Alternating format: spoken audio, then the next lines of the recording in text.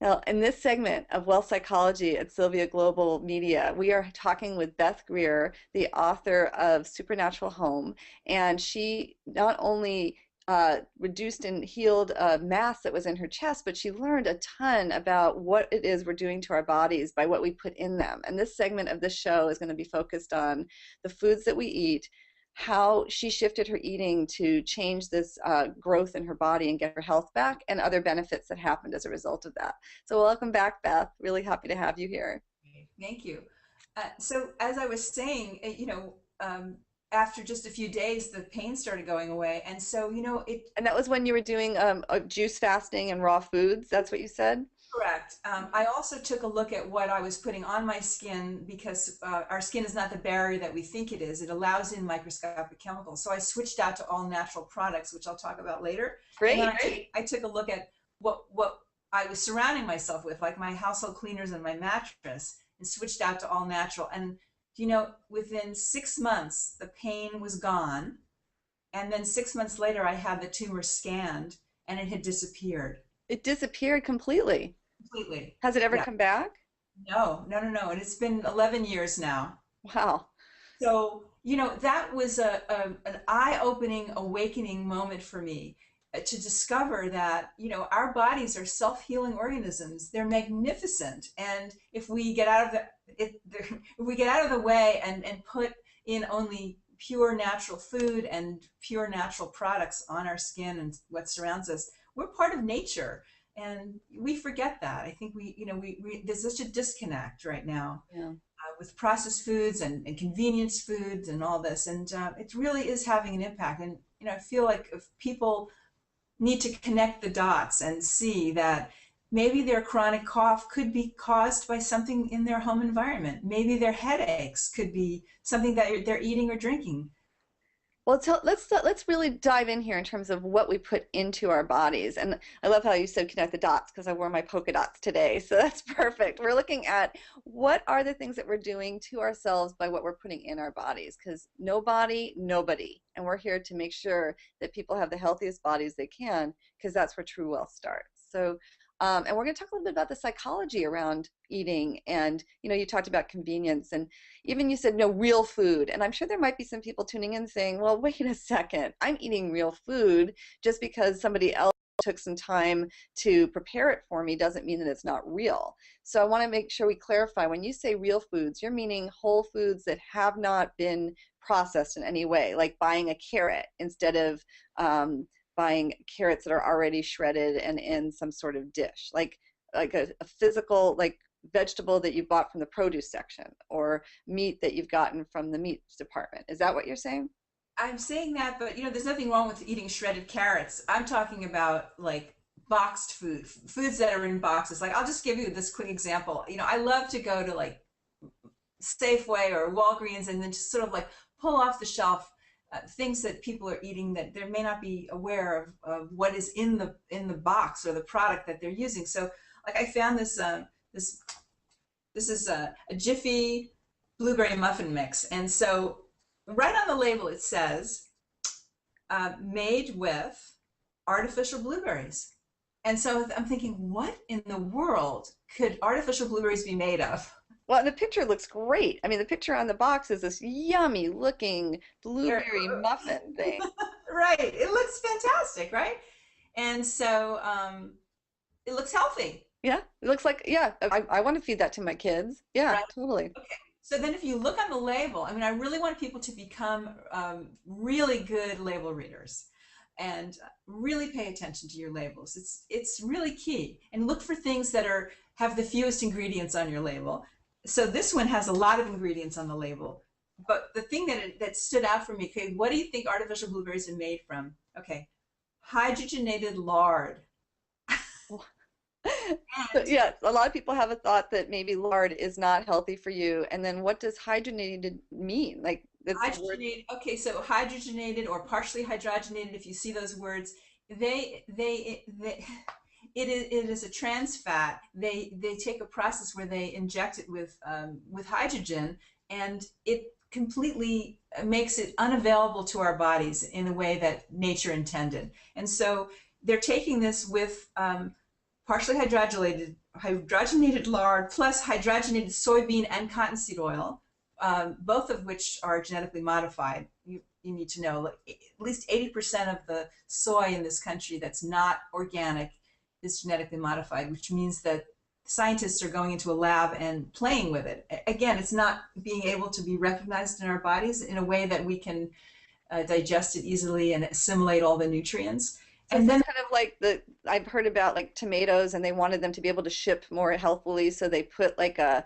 something from a fish inside of the tomato so they, that it they, won't. inject, they inject the gene of an Arctic flounder into the tomato so that the tomato won't freeze exactly because the genes of the fish will keep it from freezing.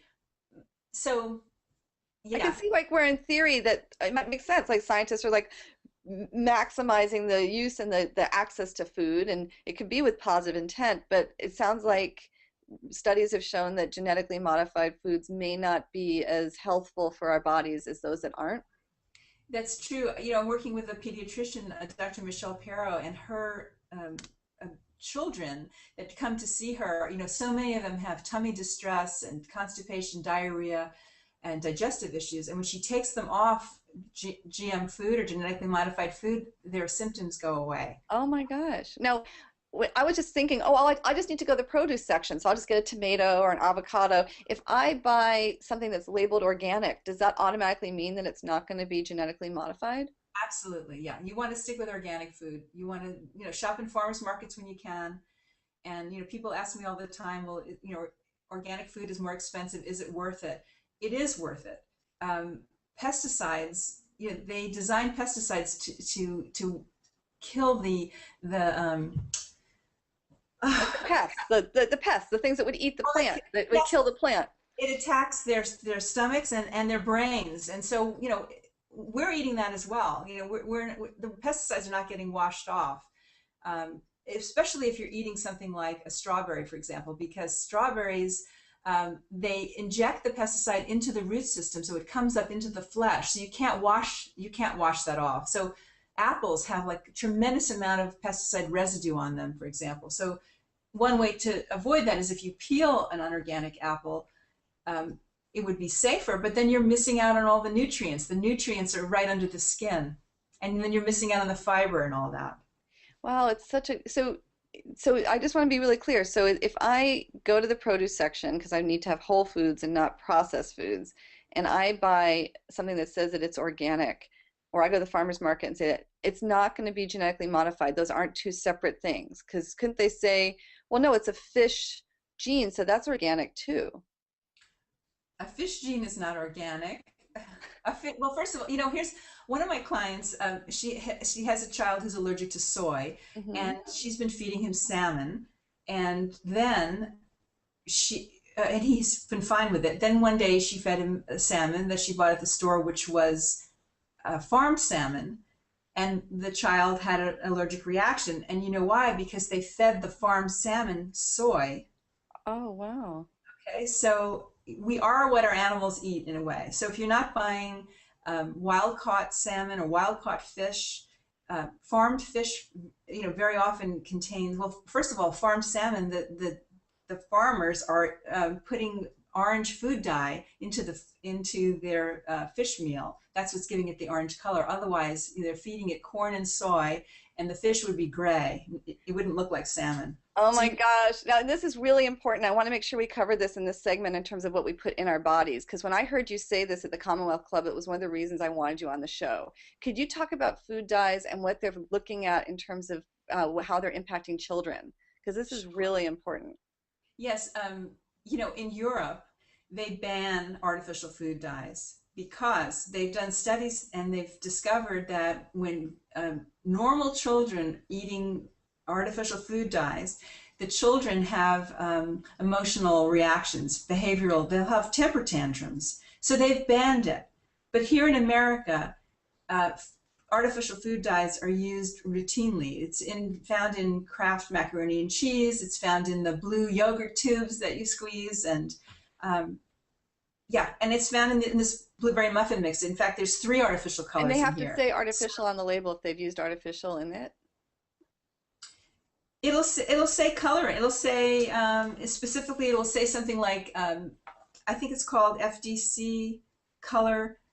Even just the word color. It Okay. doesn't have to say artificial or synthetic, but you know it was created in a lab. And I, If I it's want I want to be really clear about this because like I saw my cousin at a wedding this weekend and she said, her son went from being this really peaceful, wonderful little guy, he's only 3, to suddenly being a madman. And she's like, I don't even know what to do with that. I said, oh, are they eating anything? And she says, lots of sugar. I know you shouldn't eat sugar. I said, yeah, sugar's a big part of it for sure.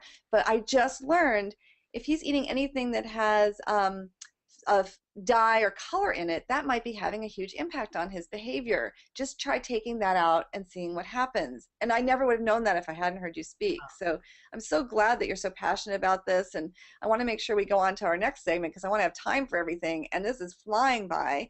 Before we do, I want to hear about what we put in our bodies in terms of liquids. Can you say anything about sodas, what we need to be looking for in terms of that, and also something as simple as water, which is supposed to be so healthy?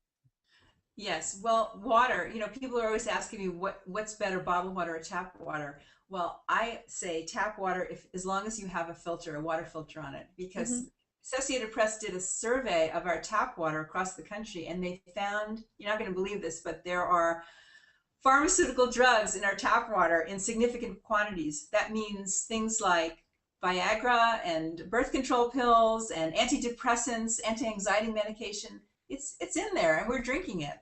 And So that's antibiotics too, right? Because of how much they're using it with livestock. And I mean, that's another big one also. well, that's another big one.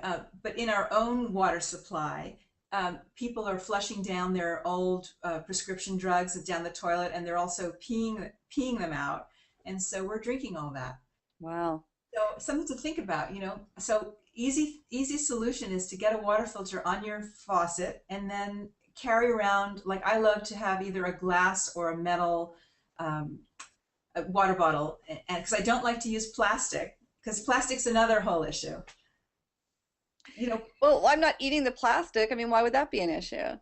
well, you know what? There are certain chemicals in plastic that leaches into the water. So there's something called BPA or bisphenol A, and that leaches into our water. Especially, if you leave a water bottle in a warm car, a hot car over the summer, uh, if you microwave in plastic. So you really need to be aware of that. And even the linings in cans, in canned food, contains BPA. That kind of Oh my plastic. gosh. Yes. Wow, this So is really important. So, and if I get a metal water bottle, does it matter what kind of metal I get? yeah, I suggest you get try to avoid aluminum and go for a stainless steel water bottle. Wow, this is so helpful. I'm so excited for our next segment. We're going to be talking about what we put on our bodies and toxins we need to look out for there too. So